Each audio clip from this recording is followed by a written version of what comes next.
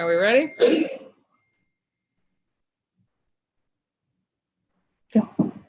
Okay.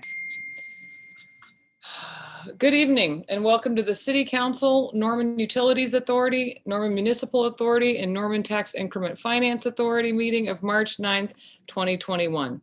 Madam Clerk, will you please call the roll? Councilmember Bierman. Here. Councilmember McGarry is not here. Councilmember Patron. Here. Councilmember Hall. Here. Councilmember Nash. Here. Councilmember Foreman. Here. Councilmember Holman. Here. Councilmember Peacock. Here. Here. Mayor Clark. Here. Please join me in the Pledge of Allegiance. I pledge allegiance to the flag of the United States of America and to the republic for which it stands, one nation, under God, indivisible, with liberty and justice for all. Secondly, after hearing from our constituents, Council is continuing to implement guidelines to facilitate our council meetings in Zoom webinar format in a more efficient manner. You will now be asked to sign up in advance with your name, address, and item number you wish to speak to. You can do this on the city's website prior to the meeting. When the time comes for public comments, the clerk will call your name and recognize you to speak. Since this is still a new change, there's also a sign-in sheet at the back of the council chambers for you to register tonight. Applicants will be given 10 minutes to make their presentations, and all others may not speak more than 3 minutes. Item 3, approval of the City Council study session minutes of September 9th, 2020, and City Council, Norman Utilities Authority, Norman Municipal Authority, and Norman Tax Increment Finance Authority minutes of February 23rd, 2021. I need a motion to approve the minutes. Motion. Second.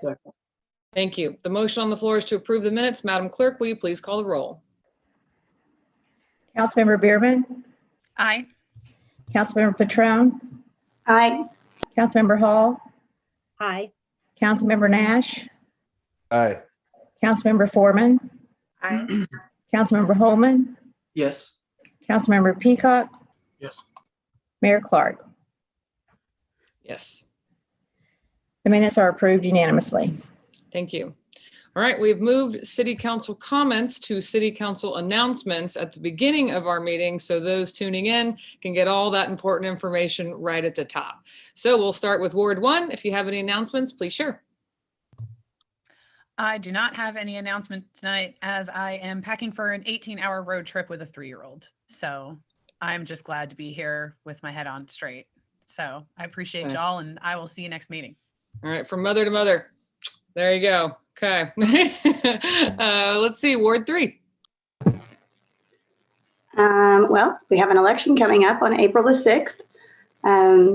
For Ward 3, it's a runoff, and I encourage everyone to get to know their candidates, and I'm sure there'll be debates and all kinds of exciting ways for you to gain information. And community-wide, there is the neighborhood street bond that is a renewal.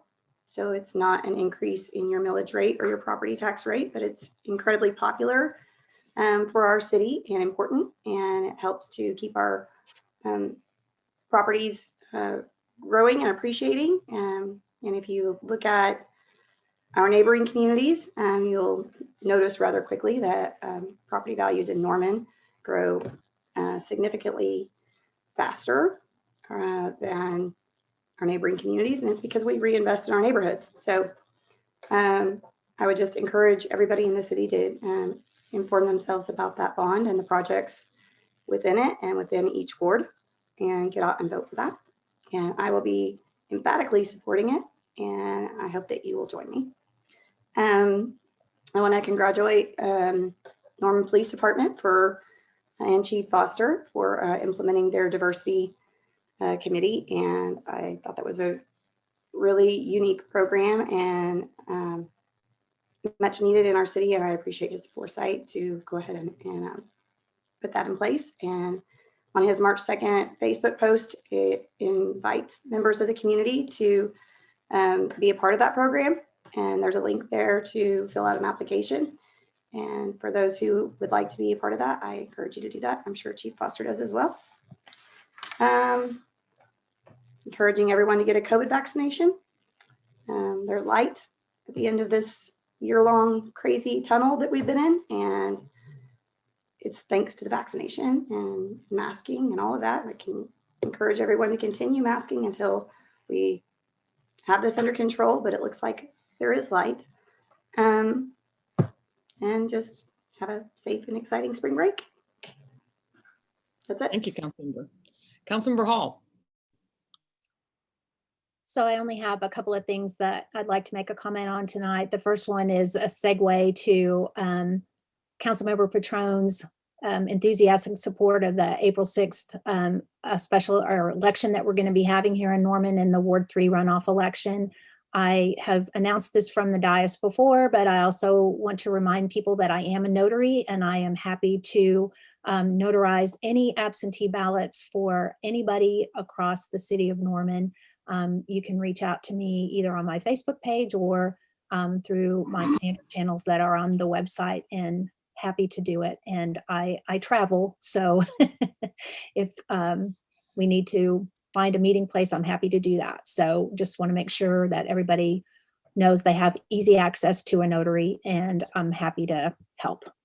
I would like to encourage everybody to vote. So, and the other announcement I'd like to make is just to congratulate Ward 4 resident Aaron Brooks, who was recently appointed to the Historic District Commission. Always grateful to all of our residents across Norman that are willing to volunteer their time on all of our very important boards and commissions. Aaron is relatively new to Norman, and I think he'll be able to bring a fresh perspective to the Historic District Commission. And so I appreciate his willingness to serve.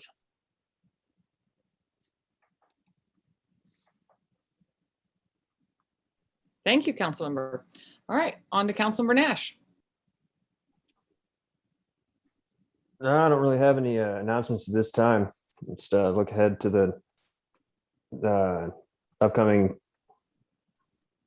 ballot measure, the street maintenance bond. Ward 5 is going to be kind of interested in that, especially those on private roads that might want to look into how the street maintenance bond works. Feel free to contact me if anybody wants to know how it might affect you and your property if you're living on a private road. And that's about it. Thank you. Councilmember Foreman. I don't really have much to say, just to kind of piggyback off of what my fellow colleagues have already said. I'm really excited about this bond vote next month. A lot of people have asked me questions and I've given them information. The campaign for it starts on March 22nd. And so people will start getting things in the mail. We'll have information available for anyone who has any questions. And yeah, that's it. All right, thank you. Councilmember Holman. Thank you. I would also just mention the transportation bond that's upcoming. There's still time to register to vote before then. And for Ward 7 specifically, we have 9 individual projects that would be included in this. Every neighborhood is in Ward 7 is touched by this in some way, except for one neighborhood. And that one neighborhood, it had, I think, 7 streets replaced in the most recent neighborhood road maintenance bond that was approved by voters in 2016. So now the rest of the neighborhoods are getting it in some way, including 12th Avenue Southeast from Cedar Lane all the way south to where it dead ends will be repaved and improved, not widened or anything, but repaved and improved, which will impact several neighborhoods, including Cobblestone Creek and Eagle Cliff, Monterey, Cedar Lane. And so a lot of people drive on just that one street in Ward 7. So that's a big one. And it's one that I'm definitely excited about talking to people more about over the next few weeks. So I definitely encourage people to reach out, give me a call or text or email.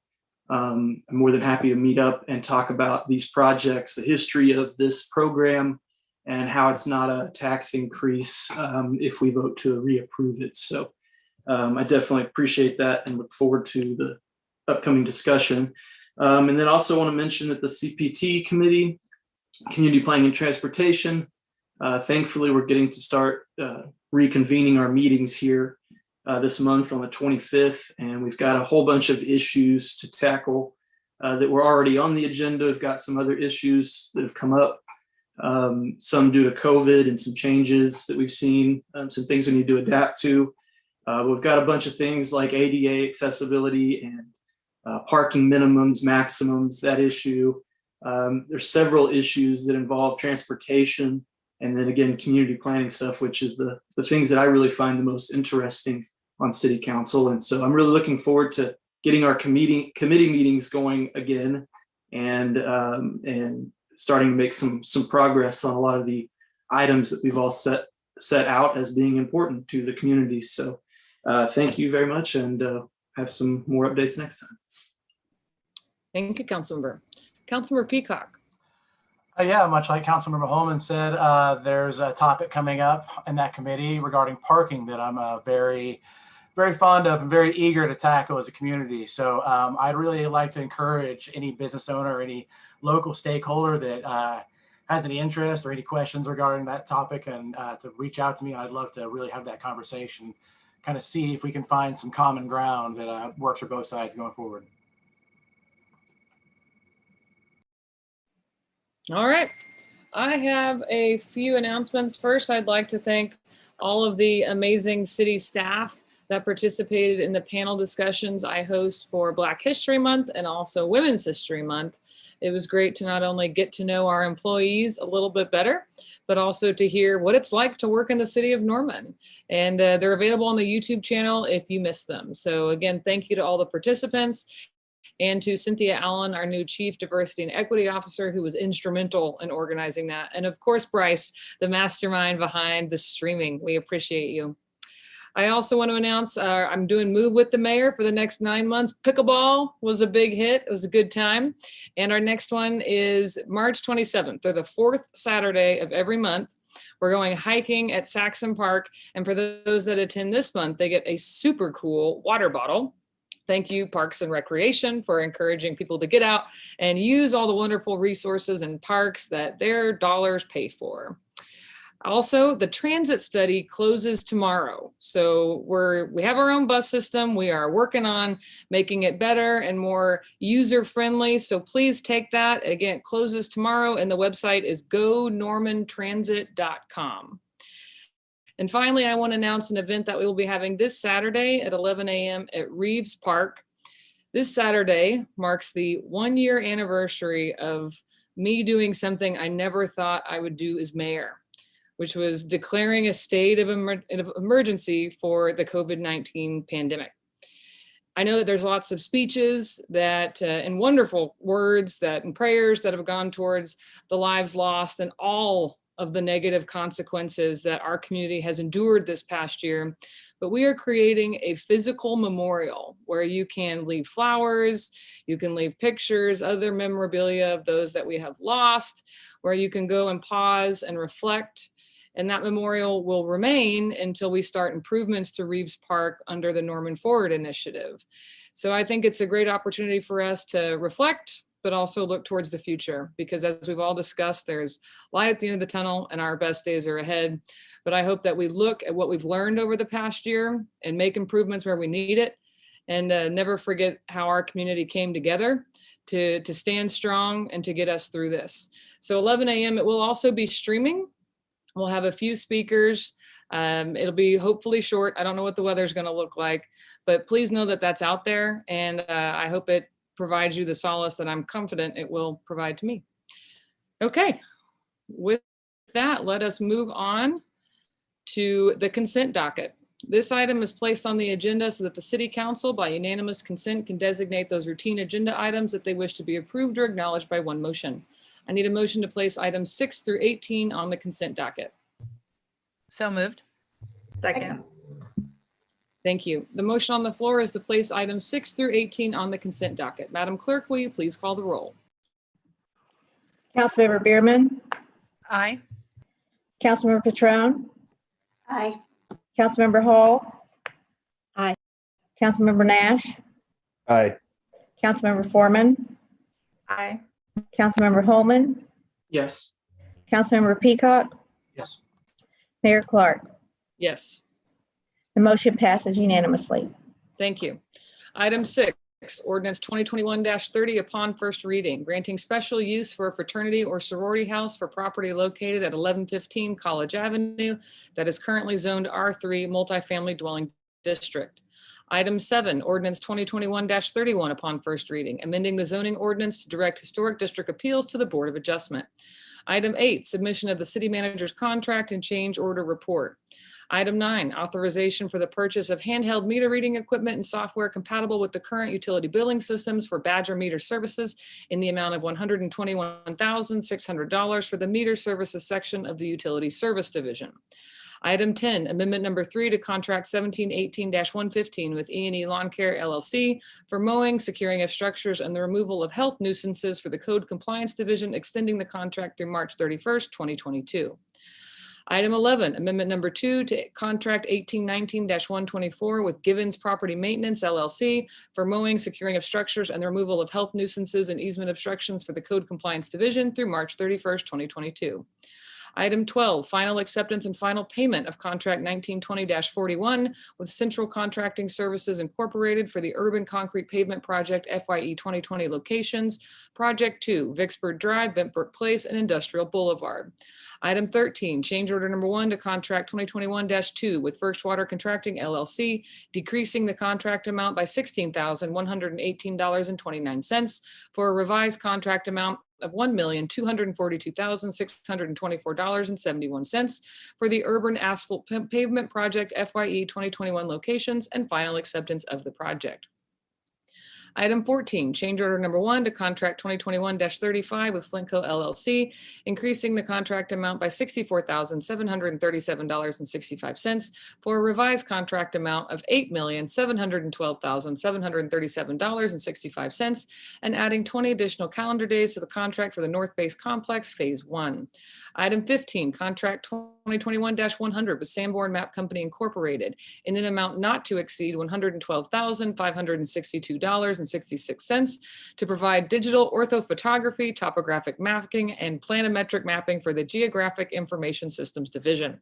Item 16, contract 2021-102, a memorandum of agreement with the Department of Environmental Quality, accepting funds in the amount of $450,000 to purchase a battery electric transit bus to be used for the city's public transportation program and budget appropriation. Item 17, resolution 2021-102, transferring the balance of CARES Act reimbursement funding of approximately $55,000 from CARES Act business aid account or appropriated the balance from the miscellaneous grants reimbursement account to be used for free COVID-19 vaccination services. Item 18, amendment number 1 to contract 1920-114 with Freeze and Nichols Incorporated, increasing the contract amount by $265,000 for a revised contract amount of $390,000 to provide the engineering design criteria and standard specifications and construction drawings update and city ordinance review and budget transfer between project accounts. I'll entertain a motion to approve or reject the consent docket. So So moved. moved. Second. Thank you. Are there any comments from council regarding any item on the consent docket?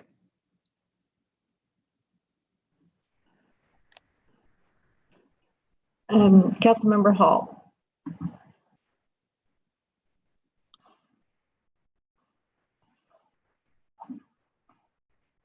You're muted, Councilmember Hall.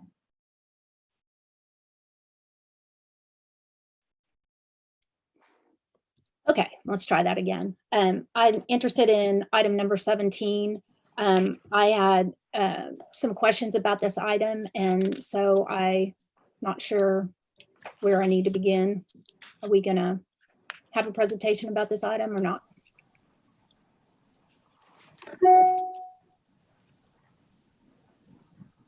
A presentation was not prepared. As I think I told you about what they're being used for, the goal is to target specific areas to make vaccines more equitably available and to go to places where people are, as opposed to making them come to us.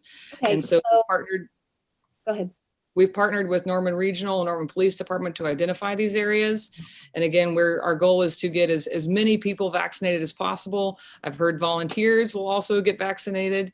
And the funds are for printed materials to help promote these, again, special and targeted vaccination efforts.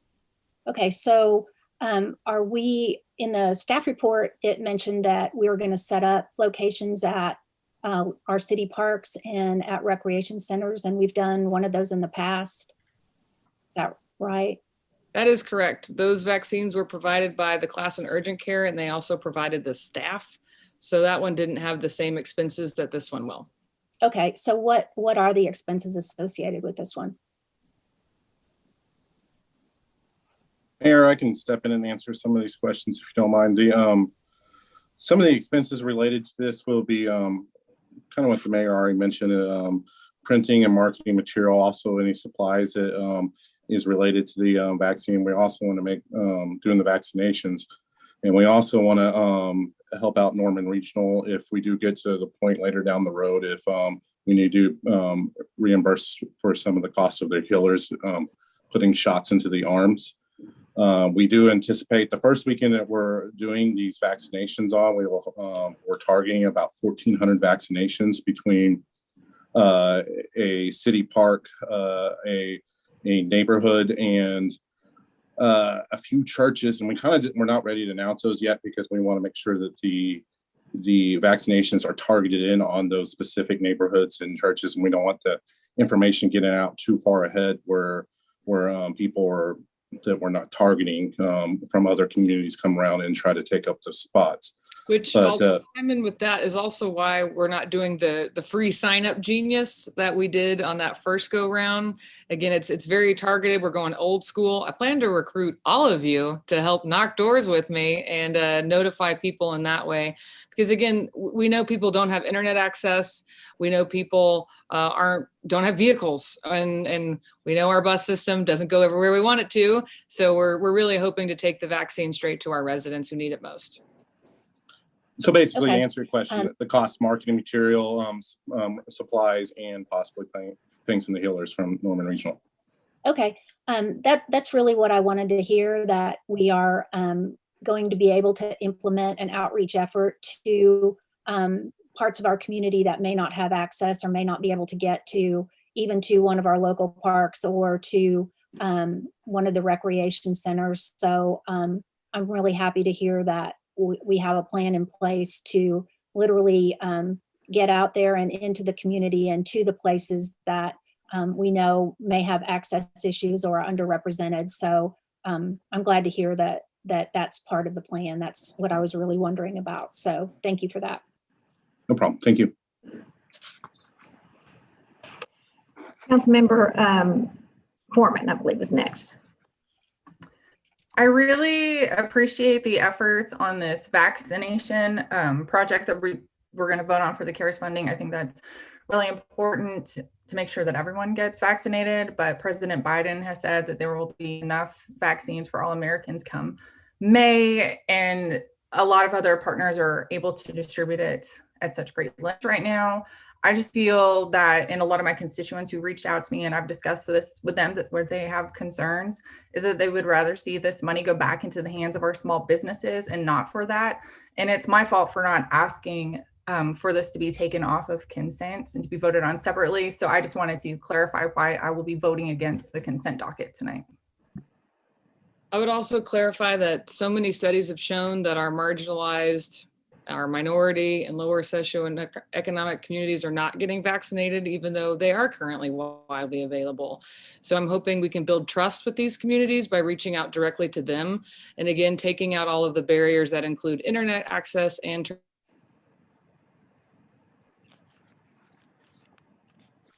I believe she's frozen on us for a moment.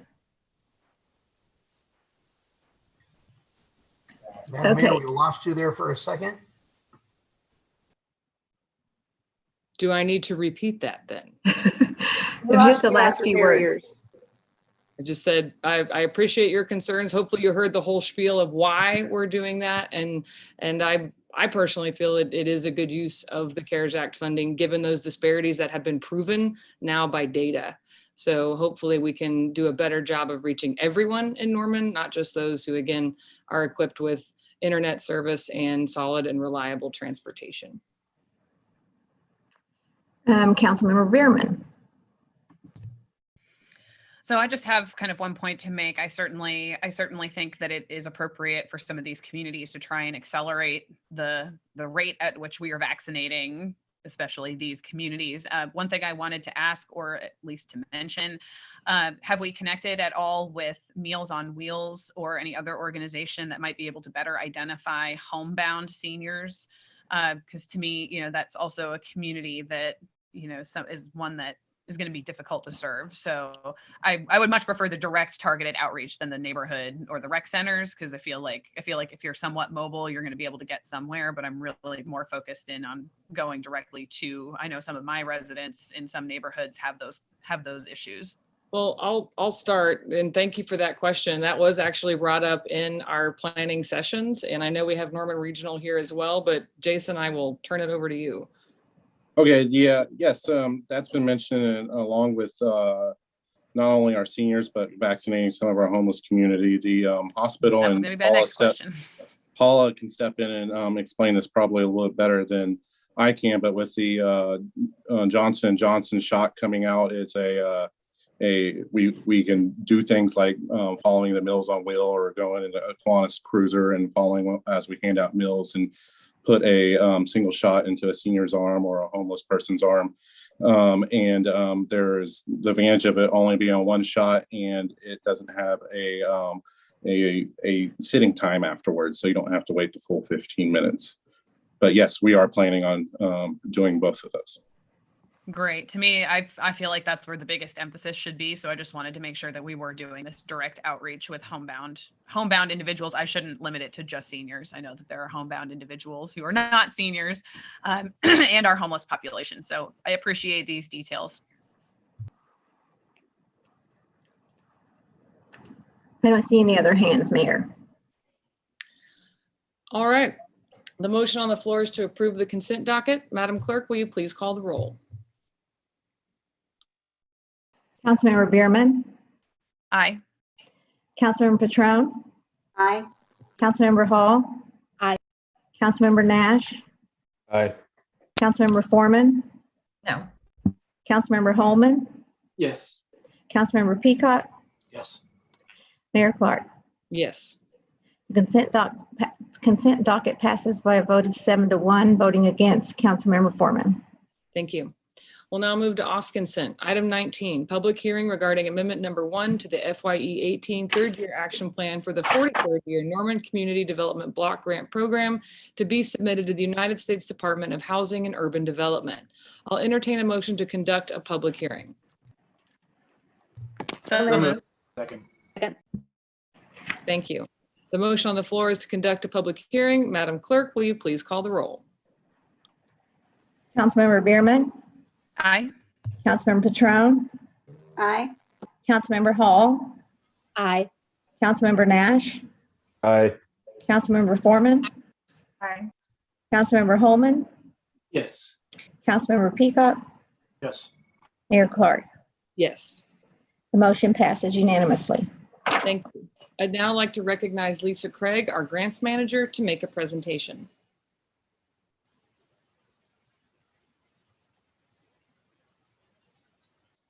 Okay, here we go.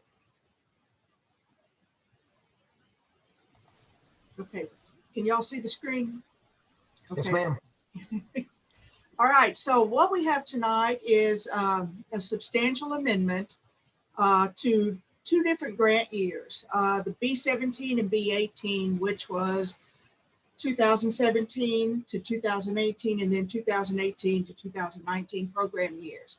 The presentation covers both of the public hearings just for simplicity, in order that it's just not quite as repetitive.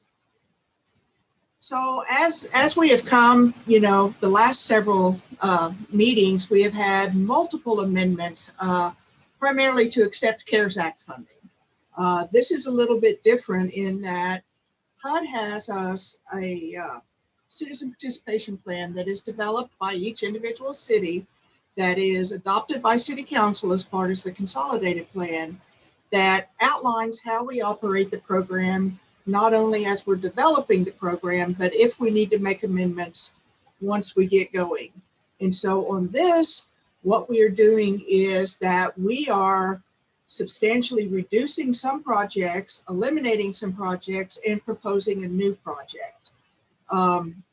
The projects that are being eliminated were addressed with a different funding source, or the scope that was needed is no longer needed. You know, if you look at some of these projects that came about in 2017 and 2018, as times go on, the criteria that the projects address a lot of times change, cause for reduction in scope of the project or the elimination of a project as a more urgent need comes about.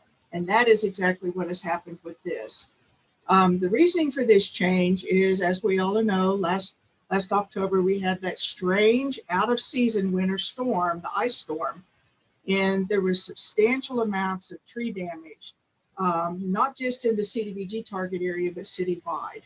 I've heard a number of upwards of $6 to $7 million that was paid to help remove some of the debris, as well as address some of the trees within the public right of way. The CDBG target area is primarily, it's all located within Ward 4. It's roughly, I'll show you a map here in a little bit, Robinson to Boyd, Berry to 12th Avenue. It is the core of Norman, and it has the lowest income neighborhoods within that. I know I myself had to hire someone to deal with some trees, as did most of you, and it's not cheap. It is rather expensive. So we looked at these projects that had funding that was available and looked towards reprogramming this in order to be able to offer the owner-occupied properties within the target area an opportunity to have these trees addressed. Worked with Judd Foster and Tim Vermillion with the Parks Department to develop this program. And so we worked through all of the issues on who's going to do what, and then took it to the policy committee, which is our oversight committee made up of neighborhood residents and just at-large representatives of the community. And they unanimously approved this project back in February. We had a public comment period, legal notice, notified different neighborhoods that this was taking place, did not receive any comments in opposition to this. So substantial amendment number 1 to the 3rd year action plan, which is B17 FYE 18. That action plan was approved by Norman City Council back in 2017. And what we're proposing to change is we had $60,000 budgeted to reconstruct. It's a very small block of acres between Findlay and Stewart. Driving by, you would think it's an alley. There's about 6 houses on it. That was able to be done with a different funding source that the Public Works Department had available at that time. And so those funds are available to be freed up. And we had also looked at doing an alley reconstruction. It was determined that there was some maintenance that was done to the alley that we had looked at, and it is now in a standard condition. So the reconstruction was not needed. And so we are canceling that activity. So we're adding within the 3rd year action plan, a tree pruning removal replacement project, taking this $67,250 and reprogramming it to that activity. And then we have the B18 FYE 19. This gets really confusing for all of us up here trying to figure out the HUD year and the city year.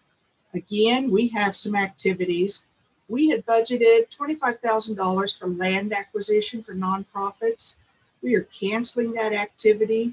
Within our current action plan, which is the B20 plan, we have this same project available.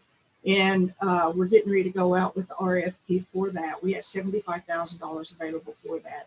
So we felt to address this urgent need, we would take this older money and go ahead and reprogram it. And then the next one was a project that was programmed back when CART had the transportation system. And there were 2 locations that needed ADA improvements done that would require the work to be done on private property. By right, the CDBG program can work on private property a whole lot easier than the city funds can. And so while the city addressed a lot of the ADA improvements to the bus stops, we were going to do these 2 particular projects. With the city absorbing the system, it was determined that these were not needed at this time. So again, $22,340.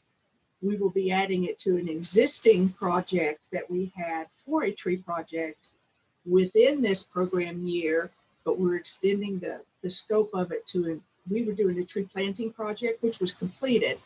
So we're going to expand that to include the pruning and the removal. And so with these 2 program years, we will have almost $150,000 to go towards this project. The Parks Department is very excited about being able to address this.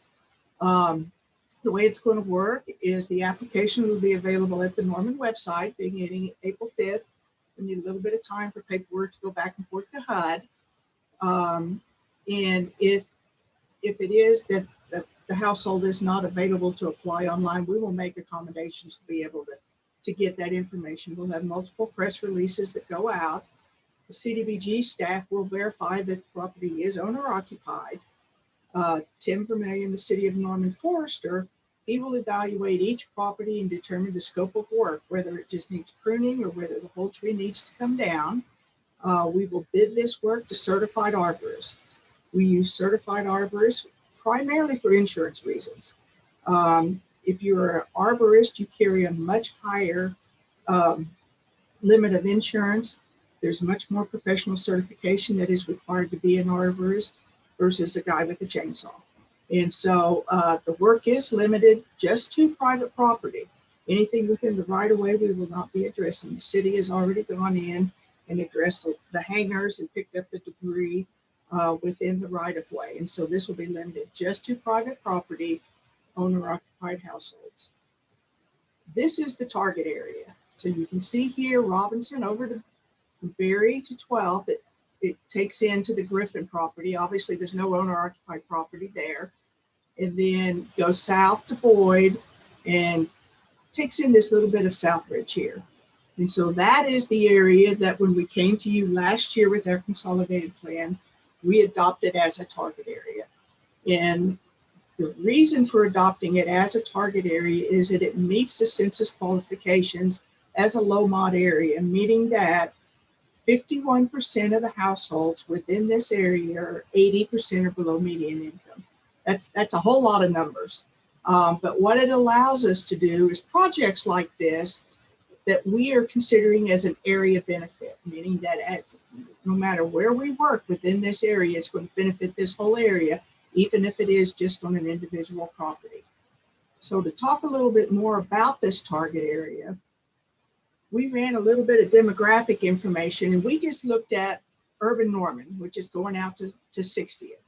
And then if you look here, the median household income for the generally urban Norman area is $54,826. Okay, and it gives you lots of other, what I find interesting information. Y'all are probably, your eyes are probably about to glaze over with this. But if you look at just the target area, the median household income is $35,757.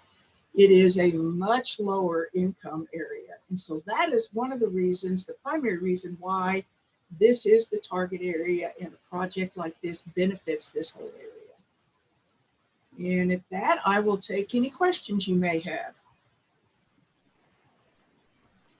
Mayor, do you want to go first? I'm not sure if you can answer it, and it doesn't apply to this, but it deals with limbs and helping to take care of it. At the Sutton cleanup this past weekend, you know, there's that cemetery at 12th and Rock Creek, and Yeah. those trees are decimated and hanging not over a sidewalk. So I wouldn't say it's dangerous unless you're visiting the cemetery. So if we could make a note to reach out to, because I know that's state land, but the Department of Mental Health and Substance Abuse Services, and Yeah, we can make either have, contact and thank you. call their attention to it, certainly. All right, because I've had, neighbors in the past, even though it's across from Ward 6, not in Ward 6, reach out when it wasn't mowed, and now it just looks awful. So Sure. thank you. That was just kind of a comment more than anything. Councilmember Peacock. Thanks. Yeah, so I just have a question in regards to those CART ADA improvements that were canceled in 2019 or fiscal year 19. Will those improvements be reallocated in another fiscal year? I'm sorry, would you repeat that again? I'm just curious if those improvements are still on the schedule basically to happen, or are they going to Yes, occur? the city and Sean O'Leary can probably go into this a little bit more. These were for two very specific locations that the ADA improvement would have to be on private property. One was over on Biloxi with an apartment complex, and one was up on North Banks. And so over the years, it was determined that those improvements were not needed. The city has done, I believe, one pass on ADA improvements on the bus stops, and are going back and taking a little bit more in-depth look at those right now. So, Thanks. Appreciate the clarification. Councilmember Hall. So I have just a couple of comments and a question. I noticed on the slide presentation that there were no, even though there was an opportunity for public comments, that no public comments were submitted. The other thing I wanted you to just explain for those of our residents who are watching tonight that we do have a CDBG policy committee, and it was referenced in your slide, but I think it's important to note, especially since there weren't any public comments, that this is a committee that you work with through the year, and they represent many different aspects and neighborhoods of the CDBG target area. So that policy committee worked through the reprogramming of these funds, right? yes, that's correct. We've had really more meetings than normal this year because of the CARES Act funding. As a previous member to the policy committee, usually we meet once a month for about 5 months to talk through the different programs that we have and work towards changes in programs that we think we may need, or to look at new programs. And very rarely do we go in and actually reallocate funding. Usually we find that the committee and staff has worked hard enough and targeted what we want to do that come July 1, when the program year opens, we jump right in and start getting it done. The policy committee, we have 15 members. We shoot for 10 members from the neighborhoods that within the target area, and then 5 at-large members. We don't hold it at 15. We have had as many as 25 in the past. I think this year we have 18. Doing this by Zoom is really difficult because usually we're all sitting around a table with maps and looking at pictures and talking about things within the neighborhood. And so this year, as far as the policy committee goes, it's been rather challenging. With the public comment, obviously we put a legal notice in the paper, which, everybody reads with legal notices, but we also make sure that the policy committee knows this is going on so that they can talk to their neighbors. And so, very rarely do we get official public comment, but we do get feedback from the policy committee, and they all absolutely loved this project. The tree planting project has been one of the most popular ones that we have done. And I will add that if we take out a tree, we will give the homeowner the opportunity to have one planted. And so it's their choice. We won't force them, but they do have the opportunity to have another tree planted back if they take it. That was another one of my questions, that I wanted to make sure everyone understood that tree replacement is a possibility under this program as well. I really enjoyed my time and learned a lot as a member of the CDBG policy committee. So I just wanted everyone to understand that that is another place where your neighbors and your fellow residents in the community have input and are able to talk through what the priorities are going forward for this funding source. So appreciate that, and appreciate your everyone is welcome approach to participation on that committee, because you certainly have always encouraged participation from the community. So I appreciate that. The other piece was that I just wanted to say that I really do think this is such a creative approach, because we all, so many of us who live in Core Norman or Wards 2, Ward 7 as well, where the tree canopy is very significant. There was so much damage done in Core Norman, and to have the ability to reach these neighbors and residents to be able to go onto their private property, to be able to take care of not only help our neighbors out, but also really have a targeted approach to investing and reinvesting in rebuilding our tree canopy after the damage that we all suffered. So I think it serves a really important individual need that may not be met or cannot be met in any other way, but it also is an investment in maintaining our tree canopy as we go forward. So appreciate all that. Thank you. Thank you. Councilmember Nash.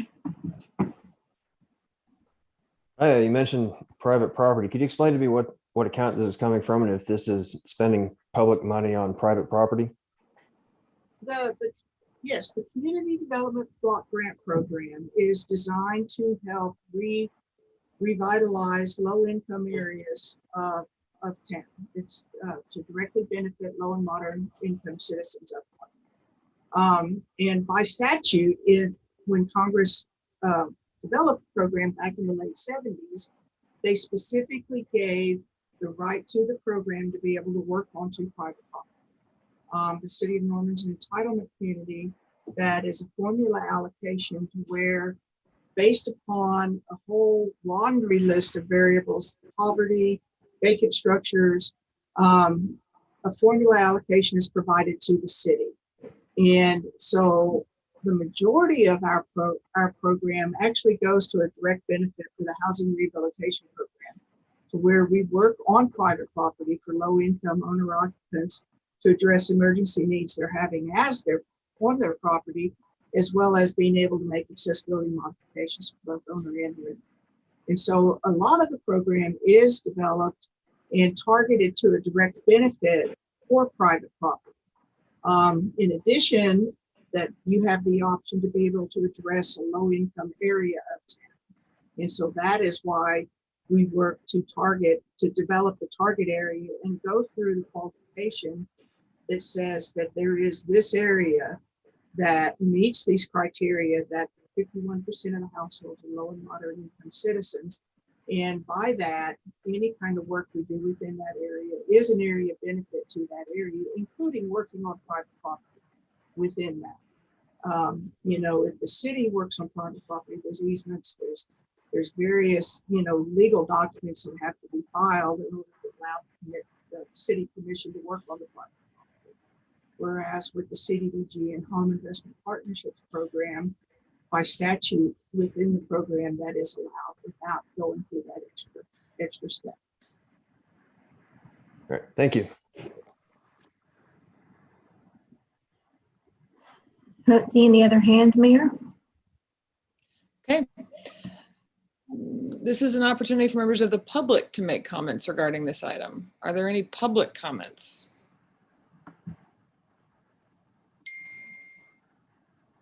Seeing none, Mayor. Okay. I'll entertain a motion to close the public hearing. So moved. Second. The motion on the floor is to close the public hearing. Madam Clerk, will you please call the roll? Councilmember Bierman, Aye. Councilmember Petrone, Aye. Councilmember Hall, Aye. Councilmember Nash, Aye. Councilmember Foreman, Aye. Councilmember Holman, Yes. Councilmember Peacock, Yes. Mayor Clark. Yes. The motion passes unanimously. Thank you. I'll now entertain a motion to approve or reject amendment number 1 to the FYE 18 third year action plan for the 43rd year Norman CDBG program. Motion to approve. Second. The motion on the floor is to approve amendment number 1 to the FYE 18 third year action plan for the 43rd year Norman CDBG program. Madam Clerk, will you please call the roll? Councilmember Bierman, Aye. Councilmember Petrone, Aye. Councilmember Hall. Aye. Councilmember Nash, Aye. Councilmember Foreman, Aye. Councilmember Holman, Yes. Councilmember Peacock, Yes. Mayor Clark. Yes. The motion passes unanimously. All right. Now on to item 20, public hearing regarding amendment number 1 to the FYE 19 fourth year action plan for the 44th year Norman Community Development Block Grant Program. To be submitted to the United States Department of Housing and Urban Development. Excuse me. I'll entertain a motion to conduct a public hearing. So moved. So moved. Second. Thank you. The motion on the floor is to conduct a public hearing. Madam Clerk, will you please call the roll? Councilmember Bierman, Aye.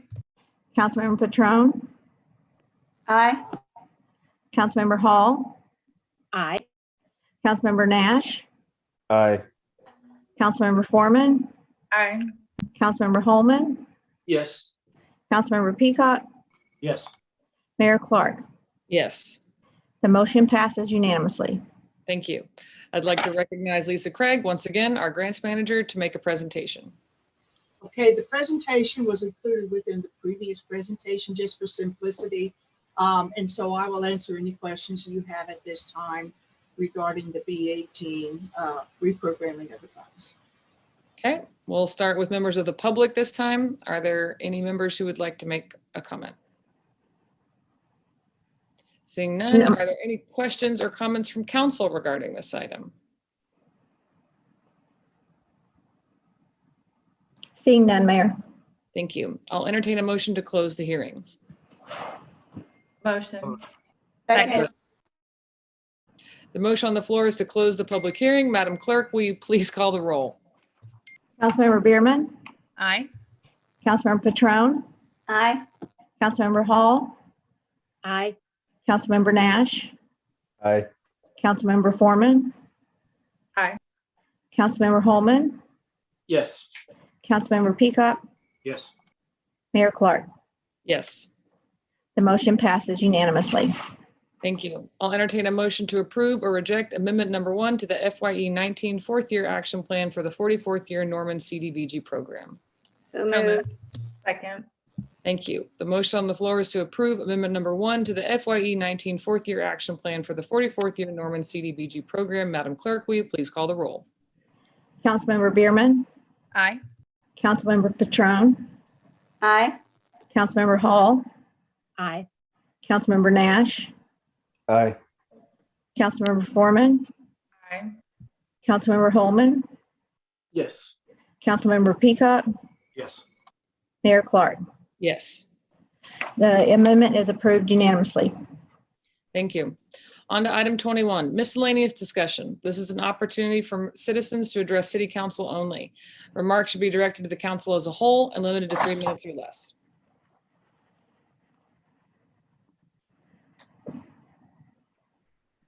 Looks like we may have one comment. One moment.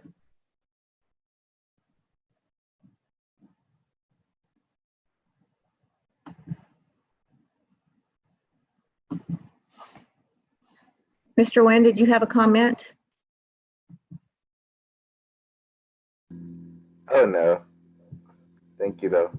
Okay. Then we have no other comments, Mayor. All right. Thank you, everyone. Get vaccinated. This meeting is adjourned.